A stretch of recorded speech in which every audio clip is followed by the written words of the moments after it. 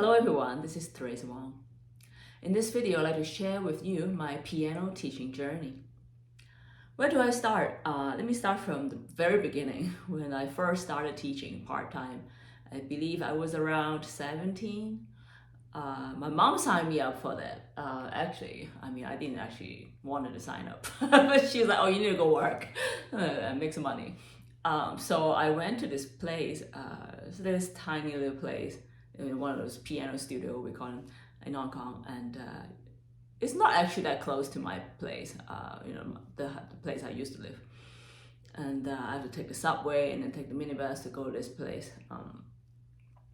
It's a very small place, and the rooms are very cramped. The student be playing here, and then the teacher sitting in the corner. So it's very, very small room. And I remember I told myself, when I have a studio, if I ever have a piano teaching studio, I will have a much bigger space, and this is very uncomfortable. That's what I said to myself, and I did keep that promise.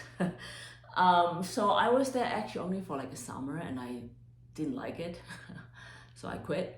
And then I was in music school at that time, so I didn't think too much about teaching. I was just like, I wanted to play piano, and so I'll teach, just like everybody else. And then when I was in college, I was teaching a few students. I don't know who signed me up for that, but I have a few students. One of the students was very naughty. I remember I had to go to that place, and he used to hide from me.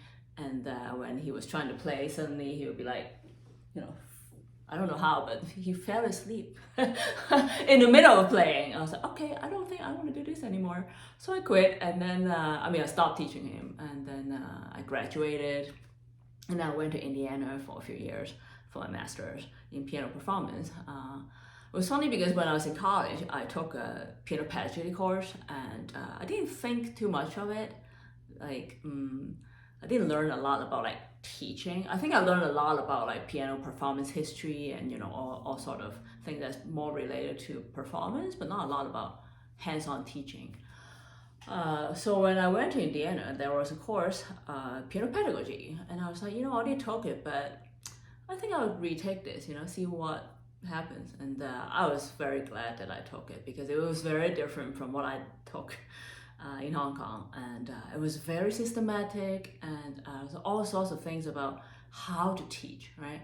All this methodology and how to plan a lesson, and I went to observe all the master teachers, and then we had to write comments about them.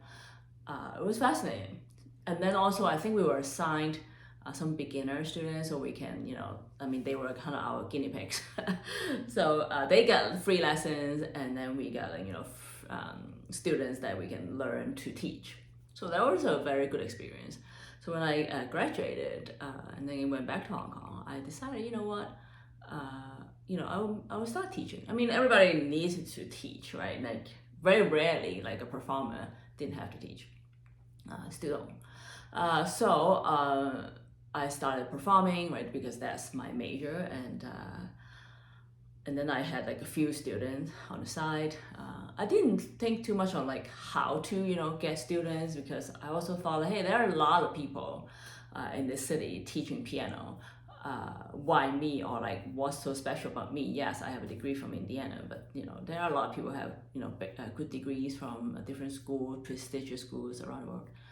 Anyway, and so I had a few students. I didn't really try to taking a lot of students, and I was just trying to make this performance thing work. And I even taught in the school for 3 months, but then I quit. I just I can't do it.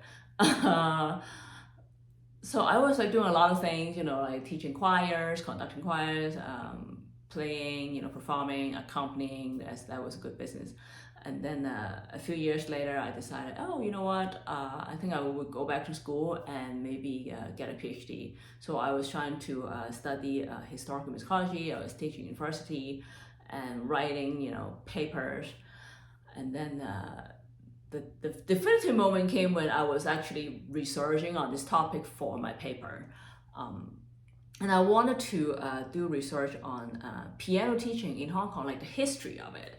And I found it very difficult to find any information on this topic. So I was still discouraged, and also my advisor was not particularly pleased about my topic. It was not like her favorite topic, I suppose. And then I realized, you know what? I don't really want to write a paper on piano teaching. I want to do it. I want to teach piano. So I quit. I quit again. I quit a lot of things, I suppose. I just can't do the things that I don't like.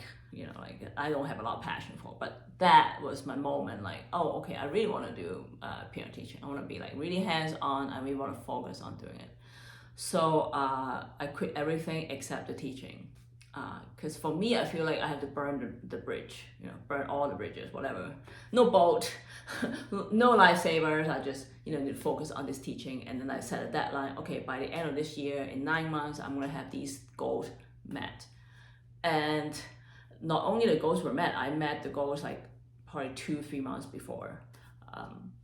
So I was very happy about it. I mean, I worked really hard, writing every day, filming every day, posting stuff every day online. I didn't even know how to I was computer illiterate. I didn't know how to set up anything, blog, whatever. But I was doing all those things, filming, editing. I'm the one-woman band, and then it worked out really well for me. And then that few years was amazing. I mean, like I had like a full studio, and then I decided to take up to the next level. And then I have, I started a school, and then had a charity organization for a while, and then I started writing books. So now I have a few books. If you guys know, actually 6 books. So the books on piano playing, and there's a technique book, and then there's 4 beginner books, piano beginner book course. And then we have a few online courses for teachers and pianists to enroll in. One of them, the first one, is the Successful Music Teaching. It's for everyone, right? Anybody who is a musician, music teacher, they want to set up their own music business, their own music teaching studio, you can take that course, because that helps you like from the start, like your teaching philosophy, how to set up your studio, how do you pick the place, how do you write a studio policy, how to interview students, all sort of good stuff to set you up for success right from the start.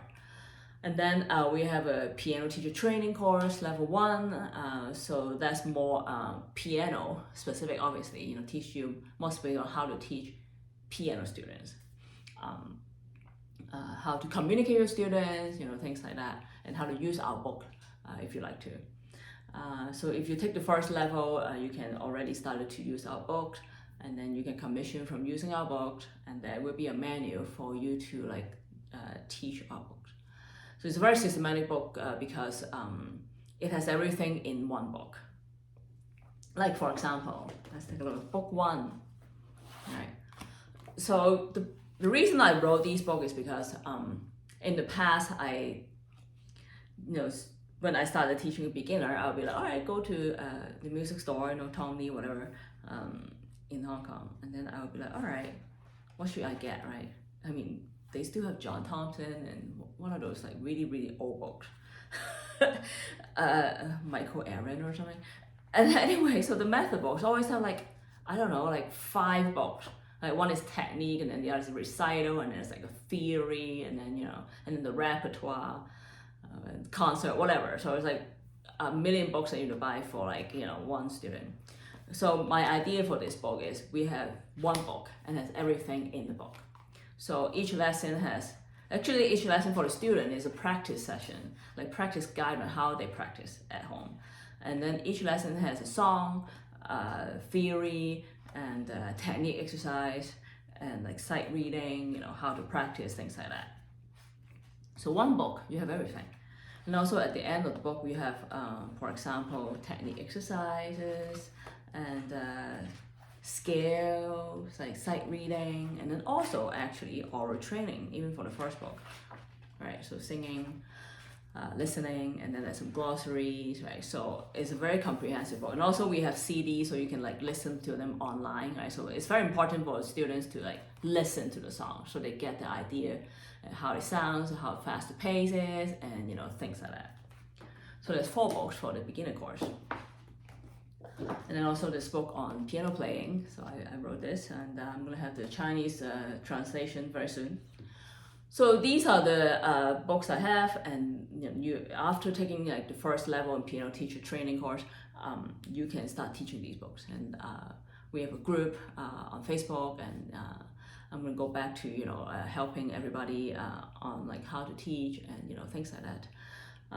And then we also have a piano technique transformation course online, and that's for not just piano teacher, but also actually for more advanced pianists if they want to improve the technique. Because I feel like in the past, this is something I'm going to talk about in the next video, is I used to practice a lot of exercises, like assigned by my teacher, the journey, right? Whatever the number is, you name it, I have played it. The 599, 299, 740, Bergmüller, Hannen, of course, everybody loves Hannen, not, of course, scales.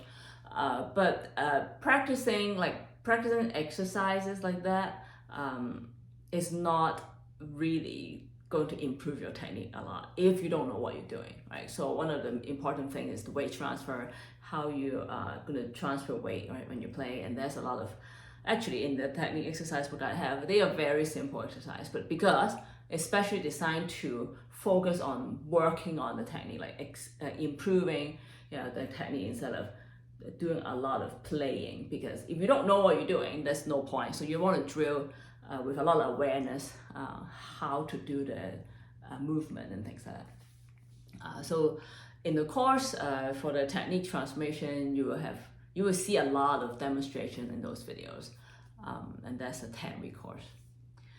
Right now we have actually an English course with Chinese subtitle. I think I might do another one without the Chinese subtitles, so you don't have to look at those Chinese subtitles if you don't need them. And then I am going to record a new successful music business teaching in English this year, because right now I think it's only in Cantonese, in Chinese. We also have the piano teacher training course. Level 1 is also in Cantonese, Chinese right now. So I will also record a new one in English. So there'll be a lot of like demonstration and also notes, of course, from my book and also from other books that helps you with improving your teaching and how we teach. It's very specific information that you can learn from. And I find it amazing that especially a lot of people like me, I have all these degrees in performance, but we never really dive really deep into teaching. So there are 2 aspects. Of course, having the knowledge at the piano, right? Like you have the knowledge in piano and also in music, right? The theory, analysis, history, that kind of thing. Very important. So that's the professional knowledge in music / piano for whatever the instrument that you're playing. And then actually the other part is really teaching, right? Communicating with your student, and also how to plan a lesson, right? What you want to focus on, how do you improve, right? What do you want to observe and then how to help the student improve. So that is very important, but I feel like we didn't really learn that much as performers. And then also building the business is also a very important part. You can have all this knowledge, but you don't know how to set up a studio, how to write a policy and follow through and maintain, right, budgeting, finance, that kind of things. That is not going to be very helpful for success in your teaching also. So I'm hoping in the next few years I'm going to focus more on that, and then help you guys and guide you for success in teaching and piano performance.